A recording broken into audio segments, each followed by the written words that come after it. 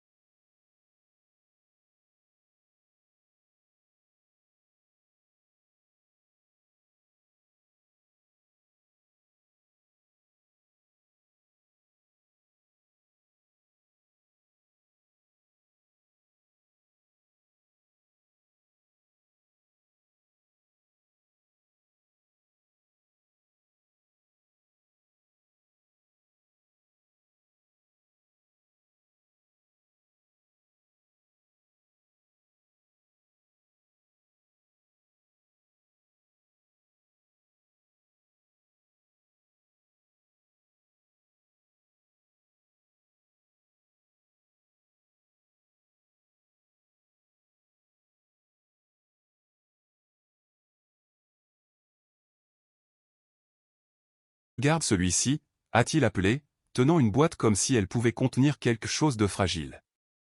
J'ai souri, assez calmement pour faire illusion. Celui-là a l'air d'être un bon choix. Il a souri de toutes ses dents et s'est remis à l'ouvrir, déjà perdu dans son propre monde. Je me suis permis de l'observer une seconde de plus que nécessaire. C'était devenu un instinct. M'assurer qu'il allait bien. M'assurer que rien ne l'atteignait trop tôt. Puis la porte d'entrée s'est ouverte. Ce n'était pas bruyant, juste un changement de son. La conversation a légèrement baissé, une pause qui n'avait pas vraiment sa place. Le genre de pause que les gens ne remarquent pas consciemment, mais qu'ils ressentent. Quoi qu'il en soit, je me suis retourné.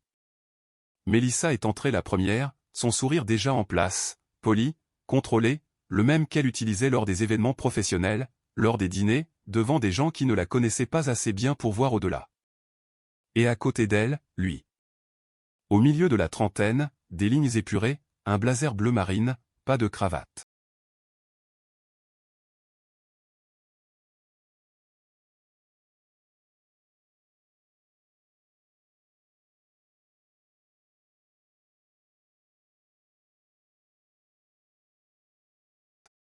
Elle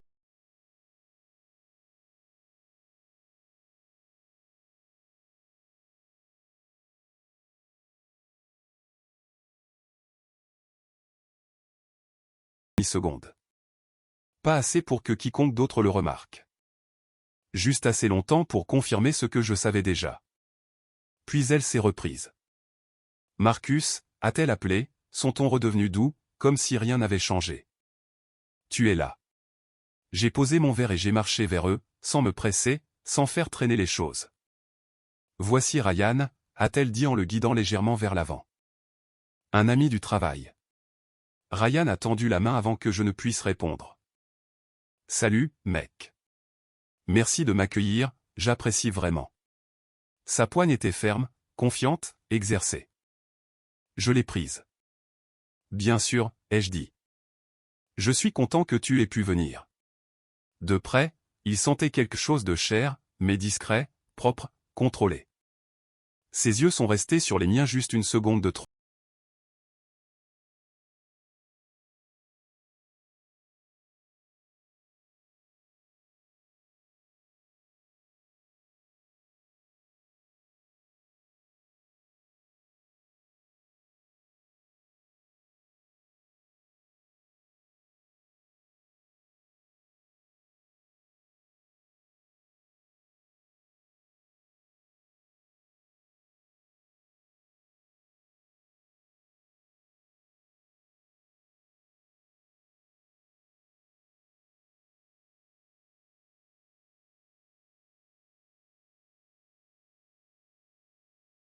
Elle attendait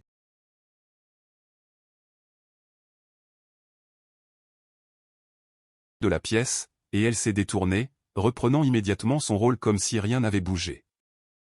Je suis resté là où j'étais pendant un moment. Ryan avait déjà atteint la table, posant le cadeau, parlant à quelques parents comme s'il les connaissait depuis des années. Quelqu'un lui a tendu un verre. Il n'a pas hésité. C'était le premier indice. Les gens qui ne sont pas à leur place hésitent généralement. Ils cherchent des signaux. Ils attendent. Ryan ne l'a pas fait. Il s'est déplacé comme si l'espace était déjà le sien. J'ai pris un autre verre sur le comptoir, non pas parce que j'en avais besoin, mais parce que cela me donnait quelque chose à faire de mes mains. De l'autre côté de la pièce, il a ri à quelque chose qu'un des pères avait dit. Facile, détendu. Trop détendu. J'ai suivi sa ligne de mouvement sans trop tourner la tête. Il a dérivé vers la table principale, celle que nous avions préparée pour le gâteau et les photos, le centre de la pièce. Et puis il l'a fait. Il a tiré une chaise et s'est assis. Pas au bord, pas sur le côté. À la table, près de la place d'honneur, près de l'endroit où Ethan s'assiérait, près de l'endroit où je serais. Melissa a traversé la pièce et a pris la place à côté de lui sans réfléchir. C'était le deuxième indice. Pas l'action, mais l'aisance. Pas de pause, pas d'ajustement, comme si cela s'était déjà produit auparavant. J'ai observé l'angle de son corps, la façon dont elle se penchait légèrement vers lui quand il parlait. L'espace entre eux. Ce n'était pas vraiment de l'espace. Ce n'était pas évident, mais ce n'était pas rien. Il y a 2 semaines, j'ai vu son nom à 2:13 du matin. Il y a 4 jours, j'ai lu les messages. Ce matin, j'ai tout mis en place. Et maintenant, elle l'a amené ici, dans ma maison, à l'anniversaire de mon fils, au grand jour.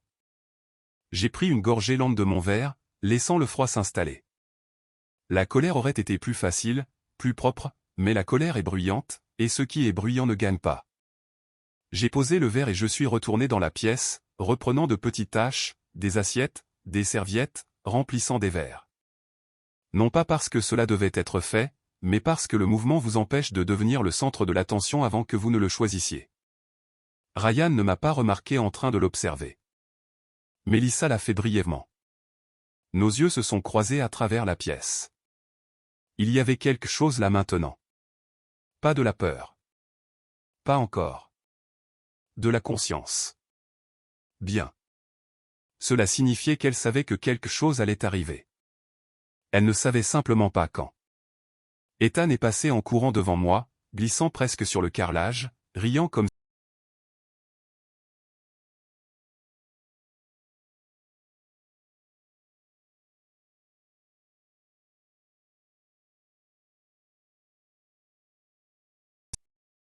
je l'ai regardé partir juste assez longtemps pour me rappeler pourquoi j'avais attendu, pourquoi je n'avais pas réagi la nuit où je l'avais découvert, pourquoi je ne l'avais pas confronté dans la cuisine ou la chambre ou n'importe où ailleurs où cela aurait été plus facile. Parce que cela importait plus. Le contrôle, le moment choisi, la clarté. Je me suis tourné vers la table. Ryan s'est adossé à sa chaise, un bras drapé nonchalamment dessus, parlant comme s'il avait sa place au centre de la vie de quelqu'un d'autre. Plus pour longtemps. J'ai ajusté mes poignets, redressé ma posture et je suis retourné dans le flux de la fête comme si de rien n'était. Parce que pour tout le monde, rien n'avait changé. Pas encore. 2 semaines avant la fête, la maison avait été silencieuse d'une manière qui ne semblait pas naturelle. Pas paisible, mais contenue, comme si quelque chose était maintenu en place juste assez longtemps pour éviter de se briser. Melissa a dit qu'elle allait se coucher tôt cette nuit-là. Elle faisait cela plus souvent dernièrement, coupant court aux conversations, s'éloignant des pièces avant que rien ne se soit posé. À l'époque, je m'étais dit que c'était le stress, le travail, la vie. Cette explication a cessé de fonctionner à 2:13 du matin. Son téléphone s'est allumé sur la table de nuit juste assez pour attirer mon attention quand je suis passé devant la porte de la chambre. Pas de son, juste de la lumière. J'ai fait une pause.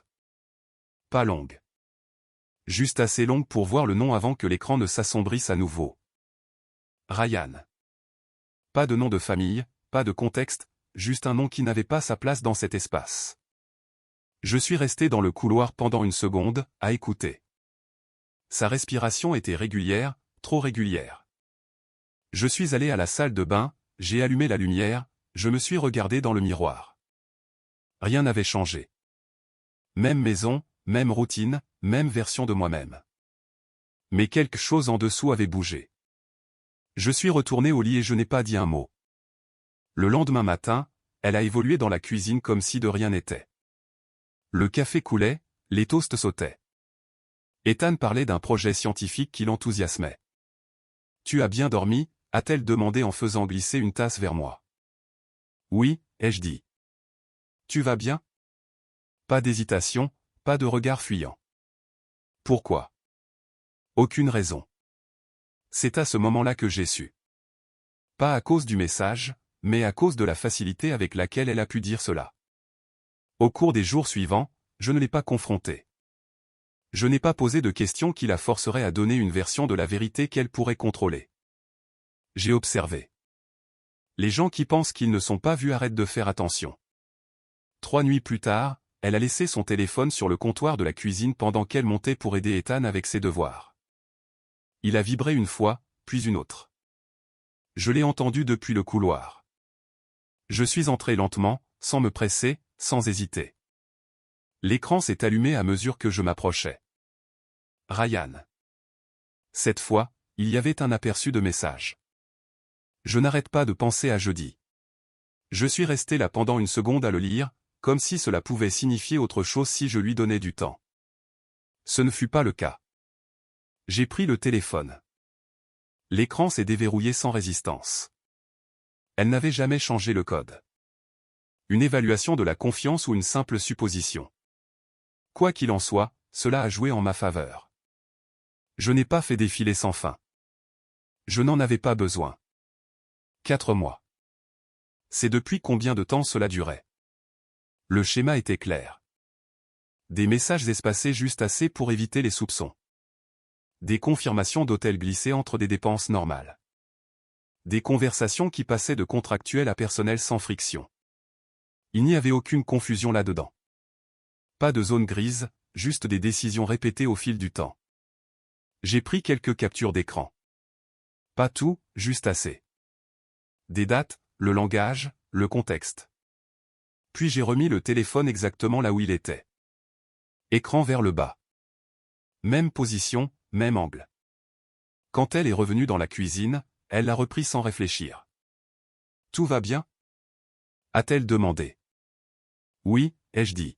« Je prends juste de l'eau. » Et c'était tout. Pas de confrontation. Parce qu'au moment où vous confrontez quelqu'un comme ça sans préparation, vous lui donnez le contrôle. Et je n'allais pas lui donner cela. Le lendemain, j'ai appelé une avocate. Pas de chez moi. De mon bureau, pendant une pause qui ressemblait à n'importe quel autre moment de la journée. Son nom était Hélène Porter. Elle ne perdait pas de temps. « À quoi avons-nous affaire ?» a-t-elle demandé. « Infidélité, ai-je dit. Avec des preuves. » « Vous avez des preuves? » « Oui. » « Alors ne la confrontez pas encore. » Je n'en avais pas l'intention. « Bien, » a-t-elle dit. « Venez. Apportez tout ce que vous avez. » Au cours de la semaine suivante, j'ai monté le dossier. Pas de manière obsessionnelle. Délibérément. Des relevés de cartes de crédit qui montraient des frais d'hôtel que Mélissa n'avait jamais mentionnés. Des trous dans le calendrier qui ne correspondaient pas à ce qu'elle m'avait dit. Des messages qui s'alignaient avec les deux. Je n'avais pas besoin de tout prouver, juste assez pour rendre la vérité indéniable. Ethan n'a jamais rien vu de tout cela. Cette partie n'était pas négociable. Tout ce que je faisais, chaque mesure que je prenais devait garder son monde intact aussi longtemps que possible. Mélissa n'a rien remarqué, ou si elle l'a fait, elle a choisi de ne pas le reconnaître. Elle se déplaçait dans la maison de la même manière qu'elle l'avait toujours fait. Efficace, calme, légèrement distante de manière que j'avais appris à ignorer. En y repensant, c'était l'erreur. Pas la sienne, la mienne. J'avais expliqué son comportement à moi-même au lieu de le voir clairement. Une semaine avant la fête, je me suis assis en face d'Hélène dans son bureau pendant qu'elle examinait tout. « C'est propre », a-t-elle dit en feuilletant les pages. La chronologie tient la route. Les finances le confirment, les messages sont cohérents. Qu'est-ce que cela me donne, ai-je demandé. Un moyen de pression, a-t-elle dit. Si vous choisissez d'agir. Le mot est resté en suspens pendant une seconde. J'ai pensé à Ethan. À la maison, à tout ce qui semblait encore normal en surface. Puis j'ai pensé au schéma. 4 mois de cela. Pas une erreur, pas un lapsus. Un choix. Répété. J'agis, ai-je dit. Hélène a hoché la tête. Alors nous faisons cela prudemment. Pas de réactions émotionnelles, pas de confrontation privée qui se transforme en votre parole contre la sienne. Je comprends. Et encore une chose, a-t-elle ajouté en croisant mon regard. Ne la laissez pas contrôler le récit. Cela m'est resté en tête, parce que les gens comme Mélissa ne font pas que faire des choix. Ils les recadrent. Ils les adoucissent jusqu'à ce qu'ils ne ressemblent plus à ce qu'ils sont. Je n'allais pas laisser cela arriver. La veille de l'anniversaire d'Ethan, Mélissa se tenait dans la cuisine en train de vérifier une liste.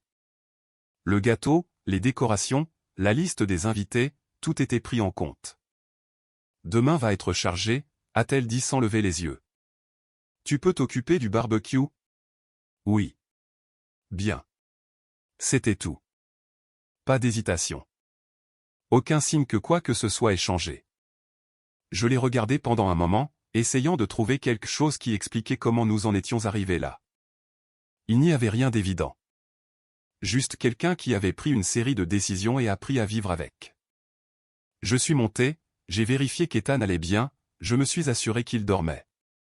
Puis je suis resté dans le couloir à regarder la maison en contrebas. Tout semblait identique. C'était bien le problème. L'après-midi suivant, elle y a amené. Pas caché, pas prudemment. Dans ma maison, à l'anniversaire de mon fils. Comme si cela n'avait pas d'importance, ou comme si elle pensait que je ne ferais rien.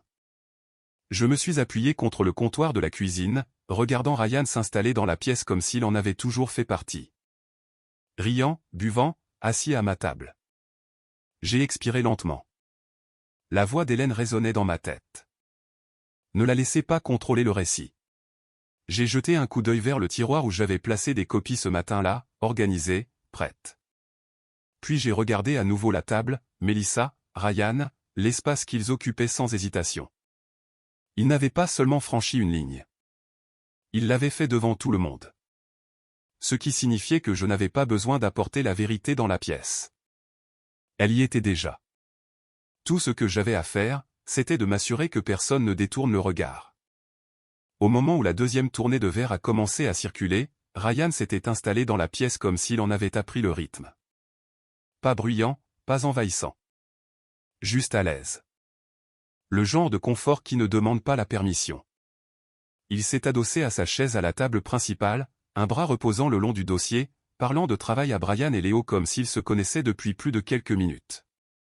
Il hochait la tête, poli, engagé, mais pas totalement détendu. Il y a une différence, et on ne la remarque que lorsqu'on la cherche. Mélissa se déplaçait dans la pièce comme elle le faisait toujours lors de ces événements. Efficace, attentive, s'assurant que tout le monde avait ce dont il avait besoin. Mais son chemin revenait sans cesse vers la table. Pas directement, jamais de manière évidente, juste assez pour garder ce lien intact. À un moment donné, elle s'est arrêtée à côté de Ryan et s'est penchée pour dire quelque chose. Sa main a légèrement effleuré sa manche. Cela a duré peut-être une seconde. Mais des gestes comme ça n'arrivent pas par accident. Ils viennent de la familiarité, de la répétition. Je me tenais près de la porte coulissante qui menait au jardin, écoutant à moitié une conversation sur le zonage des écoles. Je répondais là où c'était nécessaire, je hochais la tête au bon moment, je gardais un ton égal. À l'extérieur, tout était intact. À l'intérieur, tout s'était rétréci. Je ne traquais plus les émotions. Je traquais les schémas. Qui remarquait quoi? Qui détournait le regard? Qui s'attardait juste une seconde de trop quand Ryan parlait? Andrea se tenait près de l'îlot de la cuisine en parlant à une autre mère, mais ses yeux bougeaient plus que la conversation ne l'exigeait. Elle avait vu quelque chose. Pas tout, mais assez. C'est comme ça que ça commence. Les gens n'ont pas besoin de l'histoire complète. Ils ont juste besoin d'un signal. Ethan est entré en courant de l'extérieur. Les joues rouges, les cheveux humides. sa chemise marquée avec ce qui ressemblait à un mélange d'herbe et de glaçage.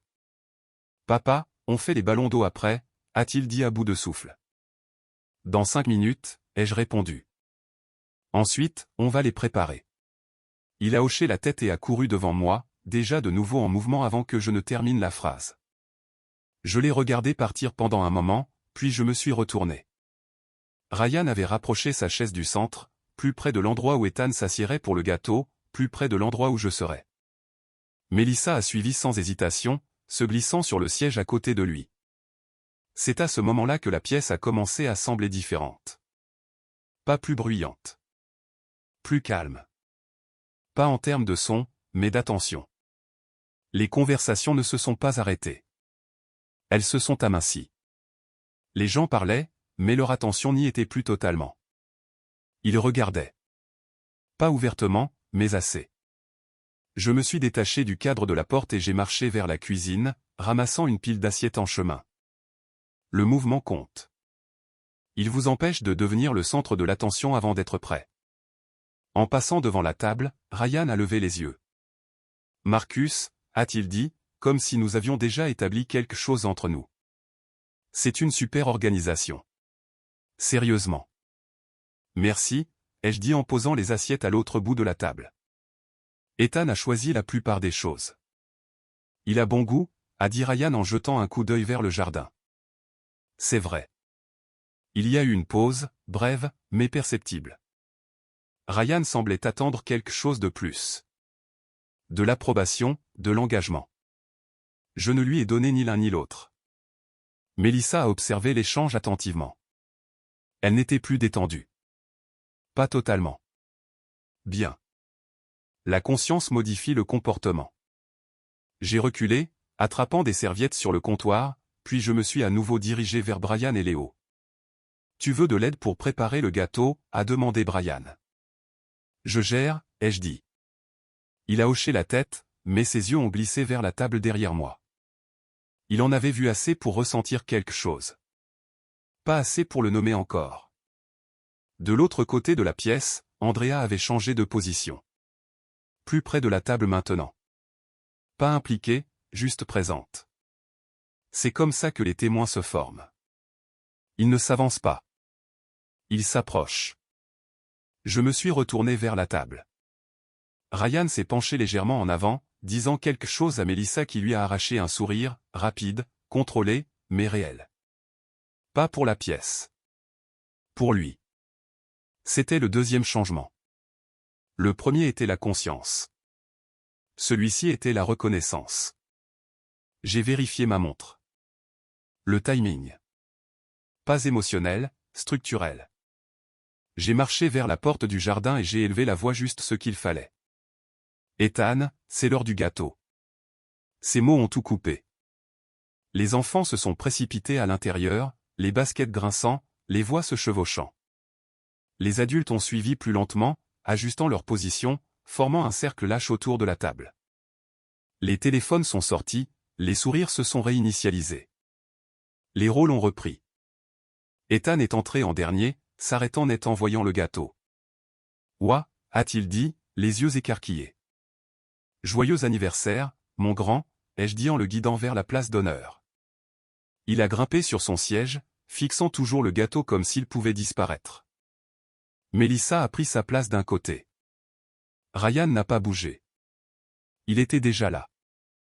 Assez près pour être sur chaque photo. Assez près pour avoir de l'importance. Je me suis mis en position de l'autre côté d'Ethan. L'alignement était clair maintenant. Pas accidentel, pas ambigu.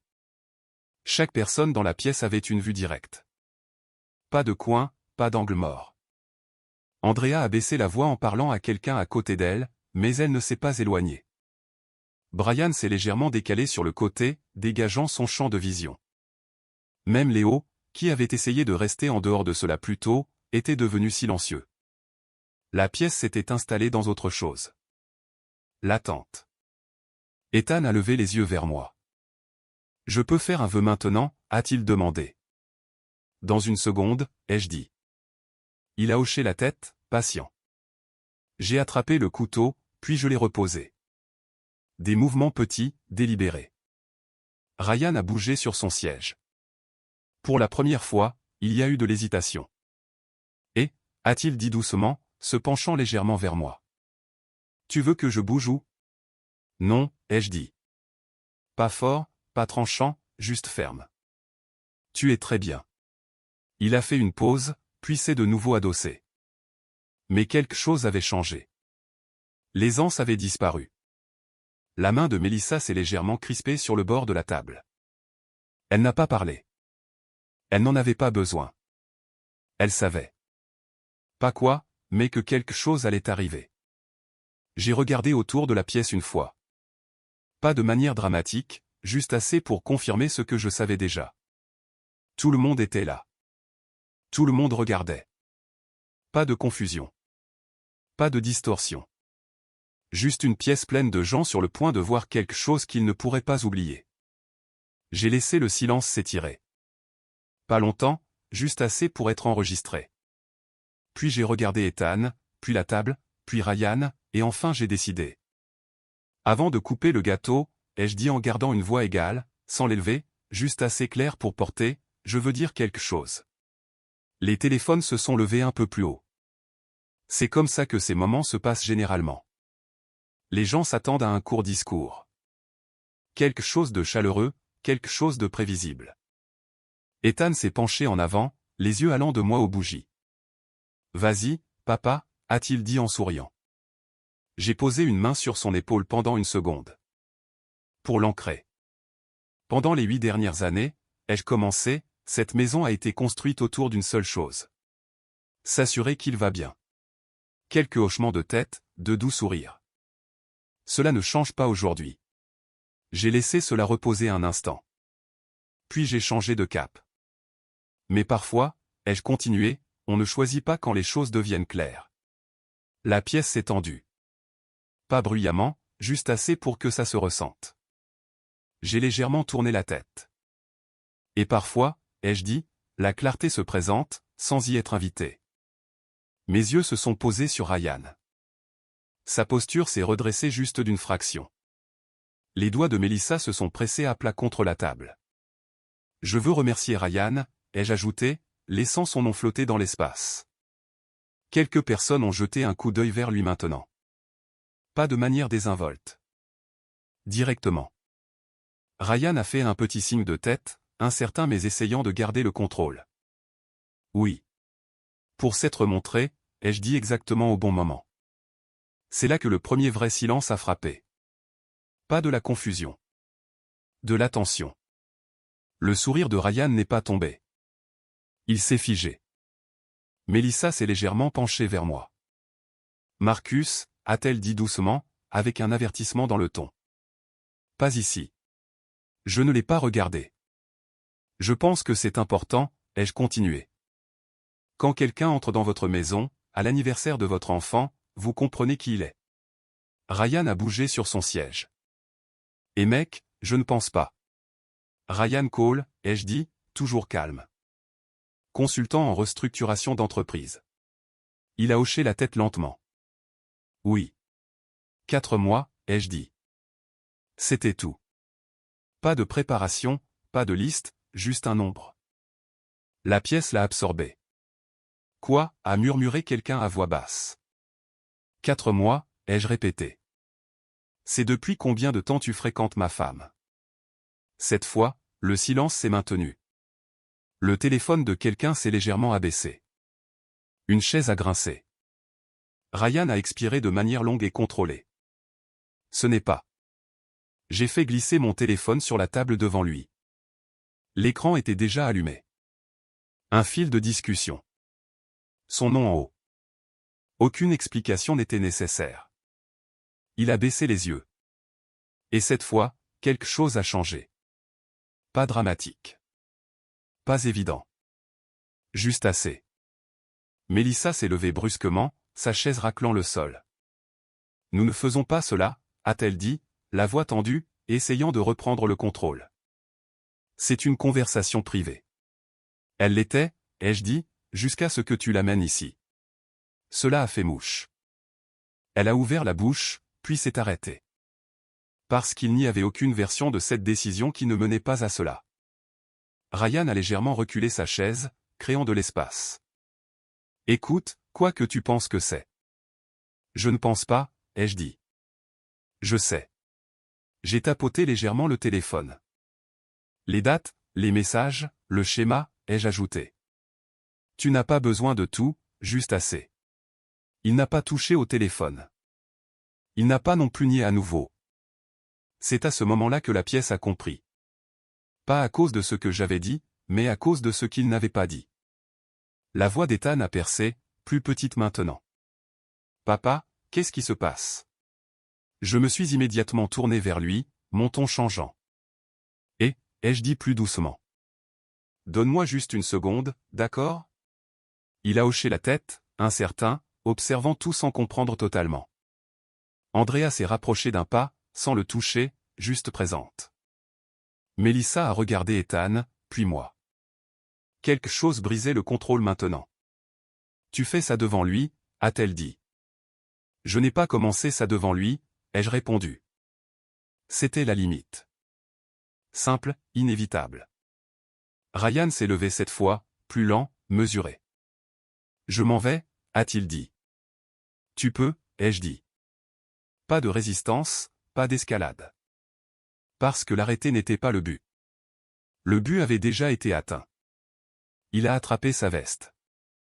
Des mouvements qui n'étaient plus aussi fluides que lorsqu'il était entré. Mélissa a attrapé son bras instinctivement. Ryan. Il s'est dégagé, pas agressivement. Juste de manière décisive. C'était le deuxième changement. D'abord, il a perdu la pièce. Maintenant, il en sortait. Il ne m'a pas regardé à nouveau. Il n'a pas essayé de s'expliquer.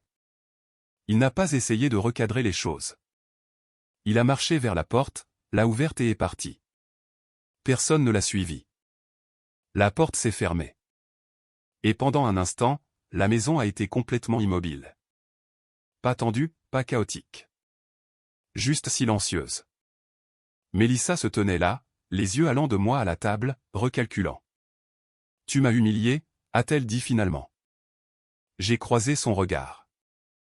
Non, ai-je dit. Je l'ai rendu visible. Une petite inspiration saccadée lui a échappé. Pas tout à fait un rire, pas tout à fait autre chose. Tu as planifié ça, a-t-elle dit. Oui. Pas d'hésitation. Pas d'excuse. Parce que c'était vrai. Ethan a regardé entre nous deux à nouveau, plus confus maintenant qu'auparavant. Papa, a-t-il dit plus calmement. Pourquoi maman a amené cet homme ici? La question a frappé plus fort que tout le reste. Je me suis accroupi légèrement pour être à la hauteur de ses yeux. Parfois, ai-je dit en choisissant chaque mot avec soin.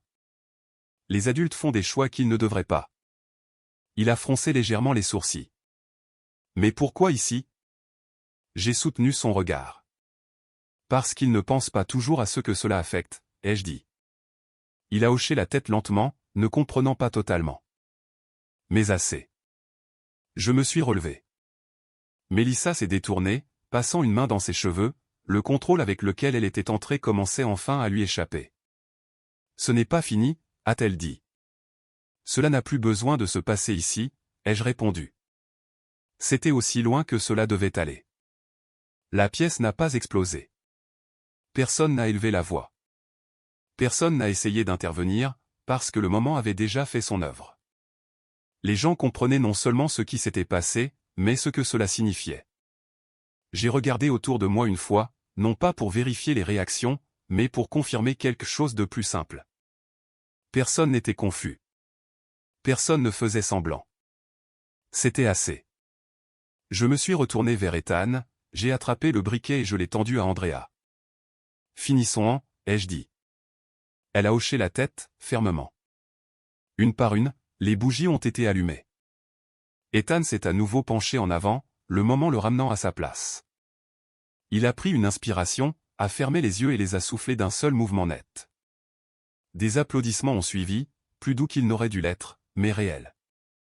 Et juste comme ça, tout avait changé. Pas bruyamment, pas de manière dramatique, mais complètement. Les applaudissements se sont estompés plus vite que d'habitude, comme si la salle ne savait pas vraiment combien de temps ils étaient censés durer. Quelques sourires ont persisté. Quelques voix ont repris, mais rien n'est redevenu ce qu'il était. Ethan a regardé à nouveau le gâteau, puis moi. « Je peux avoir une part maintenant ?» a-t-il demandé. « Oui » ai-je dit en attrapant le couteau. « Vas-y. » Andrea m'a tendu une assiette sans rien dire. Le petit geste comptait plus que tous les mots. J'ai coupé la première part, prudent, régulier, comme si la pièce ne s'ajustait pas encore autour de nous. Mélissa n'avait pas bougé. Elle se tenait près de sa chaise, les bras croisés maintenant, pas sur la défensive, juste contenue, comme si elle essayait de maintenir en place quelque chose qui ne convenait plus. « Tu n'aurais pas dû faire ça » a-t-elle dit doucement. Je n'ai pas levé les yeux du gâteau. « Tu n'aurais pas dû l'amener. » Quelques personnes ont bougé. Pas de manière dramatique, juste assez pour signaler qu'elles écoutaient encore. « Ce n'était pas le lieu » a-t-elle dit. « C'est devenu le lieu » ai-je répondu en faisant glisser une assiette vers Ethan. Il l'a prise et s'est concentré sur le glaçage comme si c'était la seule chose qui comptait pour lui à ce moment-là. Et c'était le cas. Mélissa a expiré lentement, regardant autour de la pièce comme si elle la voyait différemment maintenant. Personne ne l'évitait, mais personne n'allait vers elle non plus. C'était là toute la différence. Brian s'est approché, s'arrêtant juste à mes côtés. « Tu vas bien ?» a-t-il demandé assez bas pour que cela reste contenu. « Je vais bien » ai-je dit. Il a hoché la tête une fois.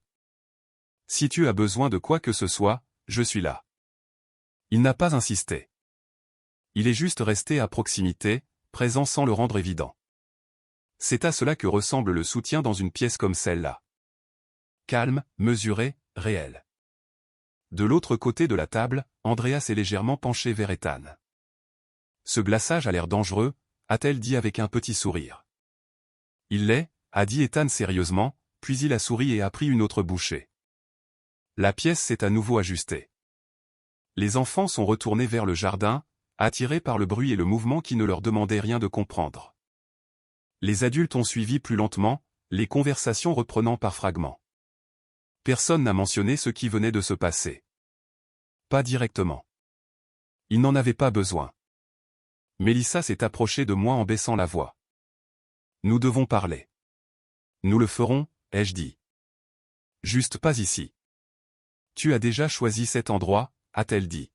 « Cette partie est terminée » ai-je répondu. Elle a étudié mon visage comme si elle cherchait encore une faille. « Tu penses que cela te donne raison » a-t-elle demandé. « Non » ai-je dit. « Cela rend les choses claires. » Elle a secoué la tête, un mouvement silencieux d'incrédulité. « Tu m'as humilié. » J'ai croisé ses yeux. « Tu es entré avec lui. » C'était ça. Pas de préparation, pas d'explication. Juste le fait. Pendant un instant, quelque chose a vacillé dans son expression. Pas de la colère, pas de la défensive. Quelque chose de plus proche de la reconnaissance. Puis ce fut parti. « Tu as planifié ça » a-t-elle dit.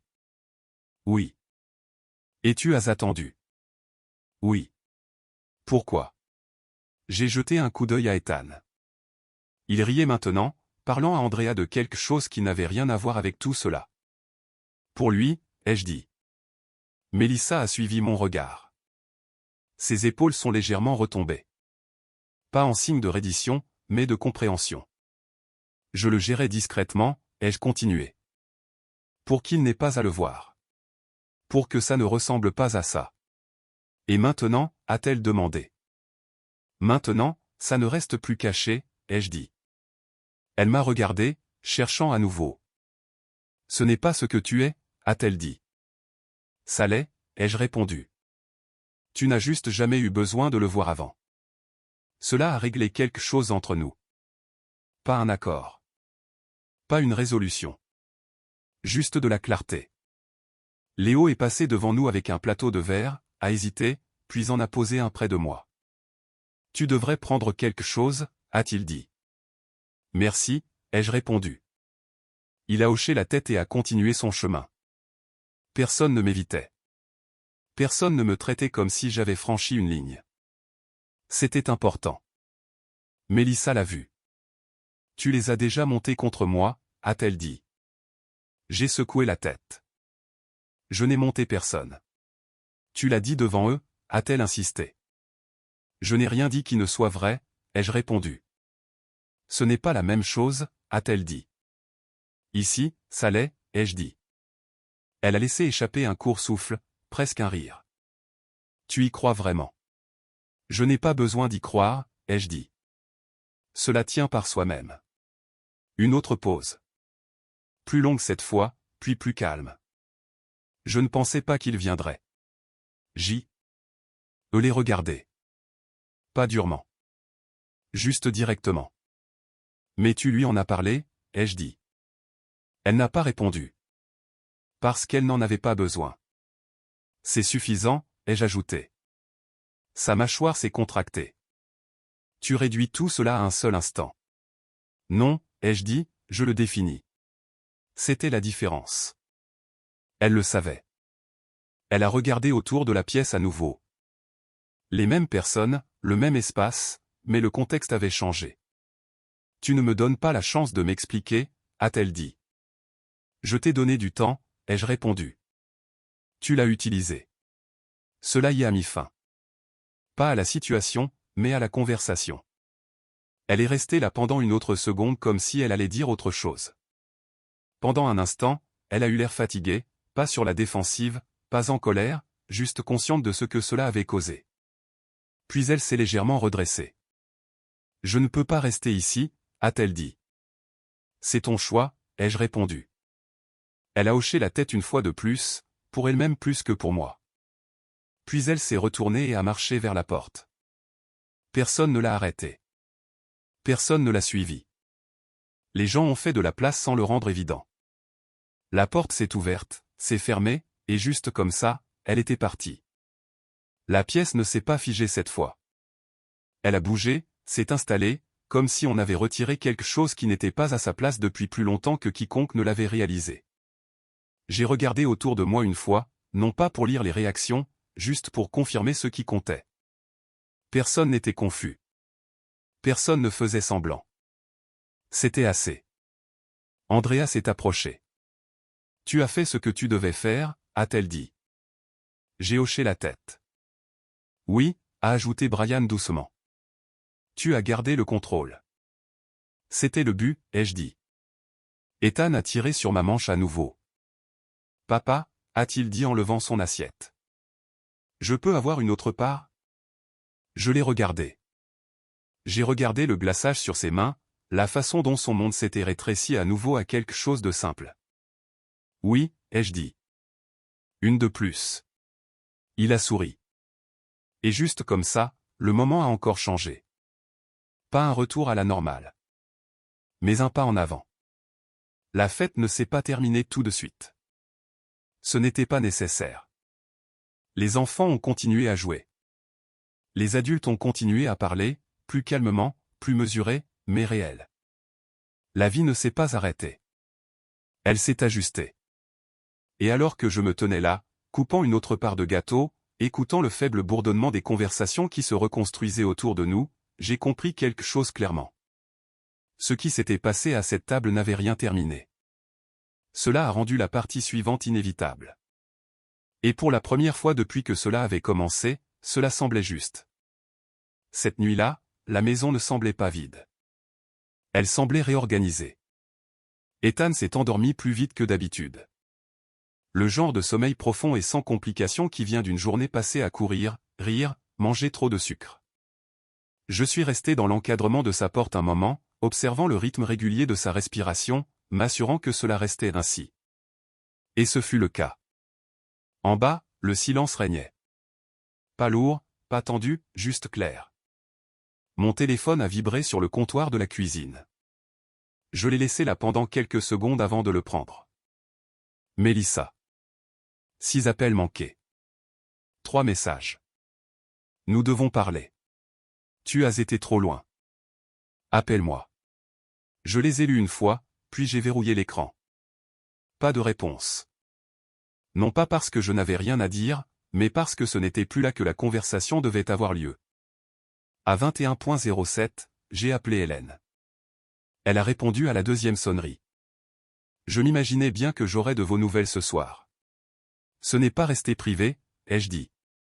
Ça ne l'est jamais, a-t-elle répondu. Comment ça s'est passé?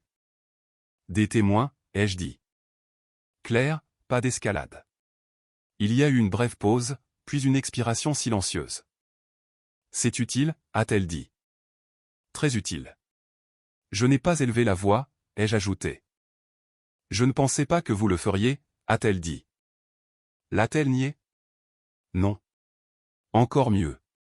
Je me suis appuyé contre le comptoir. Et maintenant? Nous agissons, a-t-elle dit. Dépôt du dossier à la première heure demain matin, sécurisation des comptes, établissement de la position avant qu'elle n'ait le temps de réagir. Je suis prêt. Je sais, a-t-elle dit. C'est pour ça que ça marche. Nous avons terminé l'appel sans rien de superflu. La structure n'a pas besoin d'émotion. J'ai éteint la lumière de la cuisine, j'ai vérifié la porte arrière, puis je suis monté. Le sommeil est venu plus lentement que d'habitude.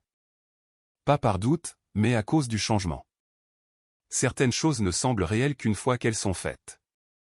Au matin, tout était en mouvement. À 8h30, je me suis à nouveau assis en face d'Hélène, signant des documents qui transformaient la préparation en action. Demande de divorce, demande de garde temporaire, protection des actifs. Chaque page était propre, directe, pas de langage excessif, pas d'ambiguïté. Vous demandez la garde principale, a-t-elle dit en examinant le dernier document. Oui. Étant donné la chronologie et l'incident d'hier, c'est raisonnable, a-t-elle dit. Mais elle va la contester. Je m'y attends. Hélène a hoché la tête. Nous allons également geler les comptes joints. Procédure standard. J'ai déjà séparé ce que je pouvais, ai-je dit. Un léger changement dans son expression. Une approbation contrôlée. Bien, a-t-elle dit. Cela vous donne de l'avance. À 10h15, tout était déposé. À 11h40, Mélissa était à la porte. 3 coups secs, mesurés, contrôlés, mais pas calmes. J'ai ouvert la porte sans m'écarter. Tu as déposé une demande, a-t-elle dit immédiatement. Oui. Tu ne m'as même pas parlé. Je t'ai donné du temps, ai-je dit. Tu l'as utilisé. Sa mâchoire s'est contractée. Ce n'est pas comme ça que ça marche. Ça l'est maintenant. Elle s'est approchée, baissant la voix. Tu fais une erreur. Je prends une décision, ai-je répondu. Pour Ethan, a-t-elle insisté. Oui. Il a besoin de nous deux, a-t-elle dit. Il a besoin de stabilité, ai-je dit. Et de clarté. Son expression a changé. La frustration cédant la place à quelque chose de plus calculé. Nous pouvons régler ça, a-t-elle dit, en privé, sans tribunal. Non, ai-je dit. Pourquoi pas, a-t-elle exigé. Parce que c'est en privé que nous en sommes arrivés là. Cela l'a arrêté. Pas émotionnellement. Logiquement. Elle a expiré lentement. J'ai fait une erreur. Tu as créé un schéma, ai-je dit. Ses yeux se sont détournés pendant une seconde, puis sont revenus. Je peux réparer ça. Non, ai-je dit. Tu ne peux pas. Elle a fait un pas en arrière, secouant légèrement la tête. Les gens surmontent des choses pires que ça. Certains oui, ai-je dit. Pas moi. C'était la limite. Pas d'escalade. Pas de dispute, juste une définition. Elle a regardé au-delà de moi, dans la maison. Où est-il? À l'école. Elle a hoché la tête. Bien. Une pause, puis plus calmement. Qu'est-ce qui se passe maintenant? Nous suivons la procédure, ai-je dit. Structurée, documentée. Tu demandes la garde, a-t-elle dit. Principale, ai-je corrigé. Avec supervision, a-t-elle demandé, plus sèchement maintenant. Pour le moment, ai-je dit. Étant donné ce qui s'est passé. C'est excessif. C'est une précaution. Une autre pause. Plus longue cette fois. Tu penses vraiment qu'un juge va se ranger de ton côté à cause d'un seul moment, a-t-elle demandé. Non, ai-je dit. À cause de tout ce qui y a conduit. Elle a soutenu mon regard, cherchant une ouverture, un doute. Il n'y en avait pas. Je vais prendre un avocat, a-t-elle dit. Je m'y attends. Elle a hoché la tête une fois de plus, pour elle-même plus que pour moi. Ce n'est pas fini. Cela n'a plus besoin de se passer ici, ai-je dit. C'était aussi loin que cela est allé. Pas de voix élevées, pas de scène. Elle s'est retournée et s'est éloignée. Ses pas étaient contrôlés, sa posture toujours intacte, mais la certitude avec laquelle elle était entrée n'était plus là. J'ai fermé la porte et je l'ai verrouillée. Pas dramatiquement, juste délibérément. Mon téléphone a vibré à nouveau. Hélène. Dépôt confirmé. Compte sécurisé. Nous sommes en position. J'ai tapé en retour. Bien. Puis j'ai posé le téléphone et je suis allé dans le salon. Rien n'avait changé en surface. Même meuble, même lumière à travers les fenêtres. Mais la structure en dessous était différente maintenant. Définie. Protégée. Je me suis assis, m'adossant, laissant le calme s'installer. Il ne restait aucune urgence, aucune incertitude, juste la prochaine étape déjà en mouvement. Et cette fois, je ne réagissais pas. Je fixais les conditions. 1 an plus tard, la maison avait trouvé un rythme qui semblait enfin être le nôtre à nouveau. Pas parfaite. Pas intacte. Mais stable. Les matins étaient prévisibles maintenant. Le petit déjeuner, les trajets pour l'école, de petites conversations qui ne portaient pas de poids caché en dessous. Les soirées étaient plus calmes, mais pas vides. Juste simples. Le genre de calme qui ne vous demande rien. Ethan venait d'avoir 9 ans ce matin-là. Il n'en a pas fait tout un plat. C'était sa façon d'être. Il a choisi lui-même un gâteau, au chocolat avec du caramel au milieu, et a insisté pour que nous le fêtions à la maison cette fois. Pas de grande fête ? Lui ai-je demandé à notre retour du magasin. Il a secoué la tête. Juste nous. Juste nous, ça marche, ai-je dit. Ce soir-là, nous étions dans la cuisine, le gâteau posé au centre de la table. Pas de décoration s'étendant à travers la pièce, pas de chaises supplémentaires, pas de bruit d'une foule essayant de remplir l'espace. Juste nous deux. J'ai allumé les bougies. Fais un vœu, ai-je dit. Il a fermé les yeux, a pris une inspiration et les a soufflés d'un seul mouvement net. Pas d'interruption, pas d'hésitation. C'était rapide, ai-je dit. Je savais ce que je voulais, a-t-il répondu, tendant déjà la main vers le couteau. Qu'est-ce que tu as souhaité ? Il a haussé les épaules. Je ne peux pas le dire. C'est juste. Nous nous sommes assis, nos assiettes devant nous, le silence s'étirant naturellement. Au bout d'1 minute, il a levé les yeux vers moi. Et, papa. Oui. Celui-ci est meilleur. J'ai fait une pause, la fourchette à la main. Meilleur que l'année dernière ? Il a hoché la tête. Oui. Pourquoi ? Eh bien, il y a réfléchi une seconde, puis a dit. Pas de truc bizarre. Simple. Clair. Suffisant. Oui, ai-je dit. Je le pense aussi. Il a souri et est retourné à son gâteau, complètement satisfait de cette réponse. C'était comme ça que ça marchait maintenant. Il n'avait pas besoin d'explications pour tout. Il avait besoin de cohérence, et ça, je pouvais le lui donner. La partie légale s'était réglée des mois auparavant. Garde principale pour moi, droit de visite structuré pour Mélissa. Pas de dispute laissée en suspens, juste des limites en place. Nous ne nous parlions pas, sauf si cela concernait Ethan.